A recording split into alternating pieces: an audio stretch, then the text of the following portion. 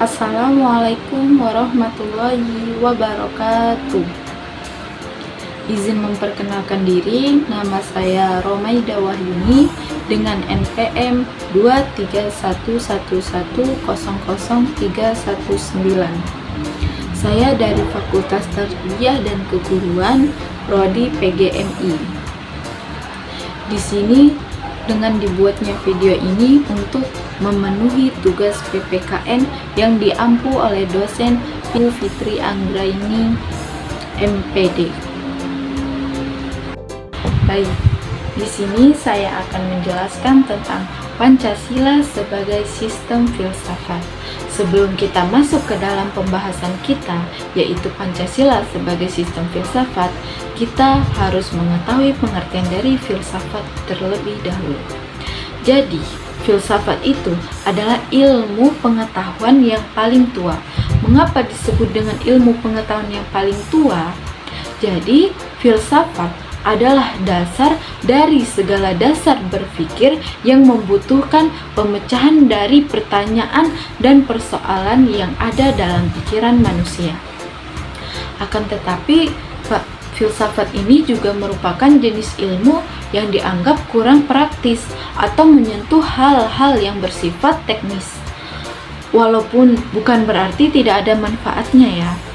Jadi maksudnya filsafat ini sering disebut jenis ilmu yang dianggap kurang praktis karena berdasarkan dari pemikiran kita, tetapi ada manfaatnya. Manfaatnya yaitu mendorong kita berpikir yang lebih praktis, membuat kita berpikir lebih bijaksana dalam menentukan suatu persoalan atau masalah yang ada dalam kehidupan kita atau yang ada dalam pikiran kita, membuat kita berpikir bagaimana cara kita menyelesaikan persoalan yang ada, pertanyaan-pertanyaan itu terjawab. Jadi seperti itu.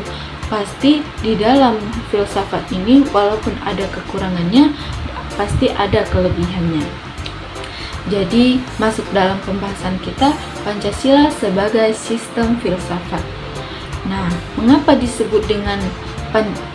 disebut Pancasila ini sebagai sistem filsafat? Karena Pancasila ini mengandung pemikiran pendiri negara yang dituangkan dalam satu sistem yang merupakan cerminan dari nilai-nilai Pancasila yang saling berhubungan dalam berbangsa dan bernegara. Jadi Pancasila ini yang kita ketahui, Pancasila ini dibentuk dari pemikiran-pemikiran tokoh-tokoh yang sudah pendiri negara kita saat ini. Nah, mereka menyusun dan berpikir Pancasila ini bagaimana terbentuknya menjadi agar kita bersatu, tidak ada yang namanya perpecahan dalam satu negara tersebut. Dibentuknya oleh karena itu mereka mengumpulkan atau menjadikan satu pemikiran mereka dalam Pancasila. Ini seperti ketuhanan yang Maha Esa, kemanusiaan yang adil dan beradab. Itu semua adalah pemikiran dari tokoh-tokoh yang sudah mendiri negara kita ini.